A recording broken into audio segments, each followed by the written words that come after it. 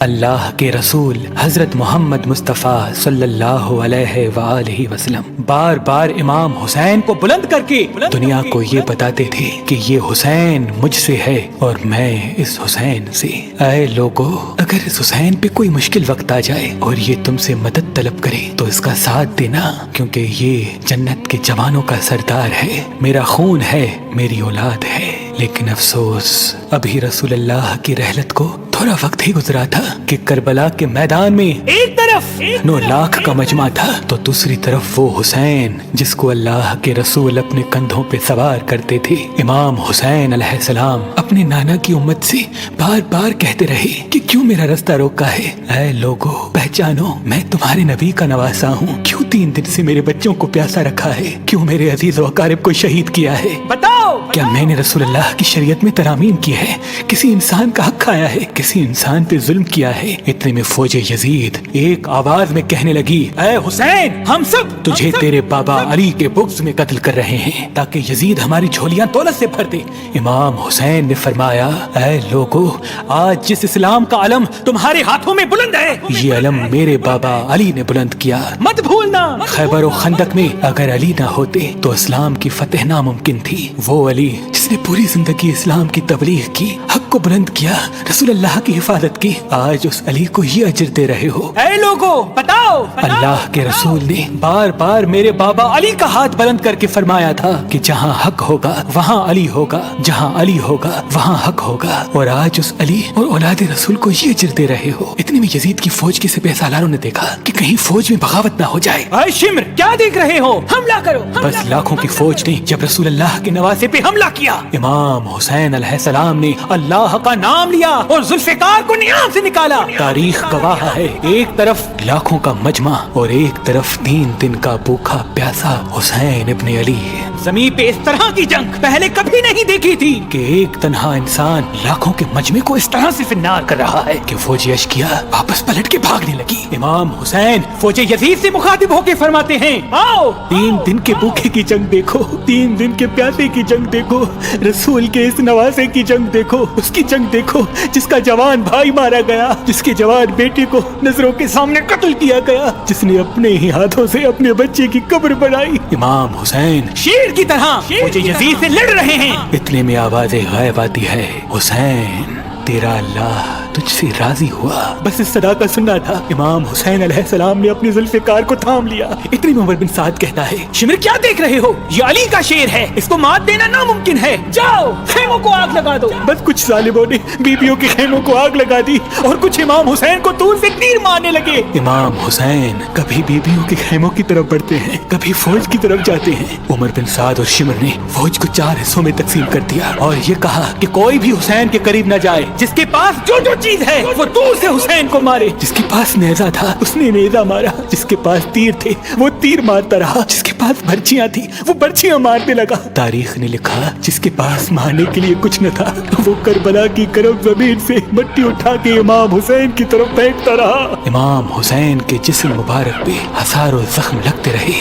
آپ کے جسم مبارک پر اتنی تیر تھے کہ آپ کا جسم مبارک نظر تک نہیں آ رہا تھا۔ بس جیسے ہی نواسا رسول گھوڑے کی سینگ سے زمین پہ آتے ہیں، فوج یزید جھومنا شروع کر دیتی ہے، لیکن اتنے میں وہ گھوڑا جس پہ آپ سواری کیا کرتے تھے وہ امام حسین کے چاروں طرف گھومنا شروع کر دیتا ہے تاکہ ان تیروں سے میں اپنے آقا حسین کو بچا لوں۔ وہ گھوڑا دوڑ ہی رہا تھا۔ اتنے میں عمر بن سعد نے کہا، اے لوگو، رکو، میں نے اپنی آنکھوں سے دیکھا تھا اس گھوڑے پہ اللہ کے رسول سواری کرتے تھے، کہیں تیر اس گھوڑے کو نہ لگے، اور یوں تیروں کو چلانا بند کیا گیا۔ افسوس ہے ان لوگوں کو اس گھوڑے کا تو احترام معلوم تھا جس پہ رسول اللہ سواری کیا کرتے تھے، لیکن اس حسین کا احترام بھول چکے جن کو اپنے کندھوں پہ سوار کر کے امت کو دکھایا کرتے تھے۔ بس امام حسین علیہ السلام زمین کربلا پہ اپنا سر رکھ کے اللہ کا شکر کر رہے ہیں، اور وہاں فوج یزید کے مختلف سپاہی امام حسین کا سر کاٹنے کے لیے قریب آتے ہیں۔ جو بھی قریب آ کے امام حسین کے سر کو دیکھے تو اسے امام حسین کے چہرے میں رسول اللہ کا چہرہ نظر آئے اور وہ چیخ کے دور چلا جائے۔ اتنے میں शिमर कहने लगा,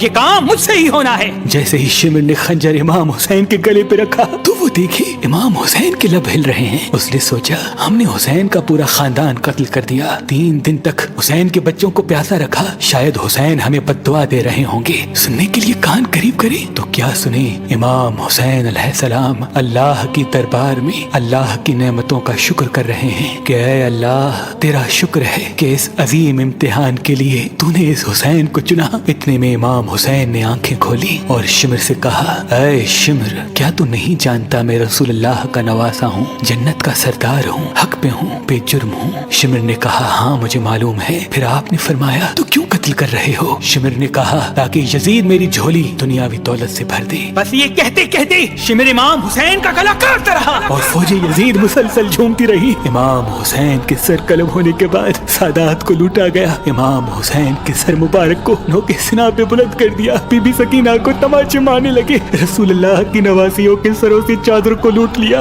और इमाम हुसैन के जिस्म मुबारक की तौहीन करने लगे। तारीख ने लिखा, इमाम हुसैन के जिस्म पर जो जो चीजें थी उनको लूटने लगे। इतने में एक शख्स इमाम हुसैन के जिस्म के करीब आया। इमाम हुसैन के हाथ में एक अंगूठी पहनी थी, उतारने की कोशिश की, ना उतरी। वो उंगली काट के अंगूठी ले गया। आपके जिस्म मुबारक को रस्सियों से बांध के करबला की गर्म जमीन पे इधर से उधर फिराया गया। इतने में उमर बिन साद ने कहा, ऐ शिमर, हुसैन और उसके साथियों की लाश का वो हश्र करते हैं कि रहती दुनिया तक कोई भी यजीद के खिलाफ आवाज न उठाए। सबके जिस्म से सरों को काट लो और सबकी लाशों को पामाल कर दो। जमीन करबला गवाह है, कहीं से कोई कबीला उठ के आता है और कहता है कि हम हुर की लाश को पामाल होने नहीं देंगे। कहीं बीबी उम्मे लैला का कबीला आके कहता है कि हम अली अकबर का लाशा पामाल होने नहीं देंगे। कहीं बीबी रुबाब के कबाइल के लोग कहते हैं हम अली असगर का लाश पामाल होने नहीं देंगे। एक एक शहीद की लाश पामाल होने वाली जगह से हटाई गई। तारीख गवाह है, सिर्फ रसूलुल्लाह का अकेला नवासा करबला की गर्म जमीन पे पड़ा रहा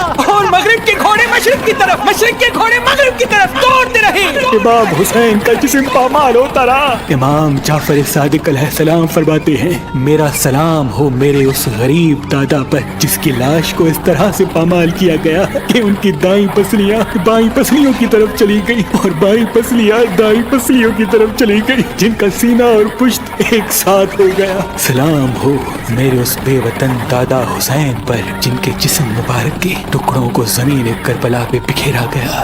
सलाम हो, सलाम हो, सलाम हो।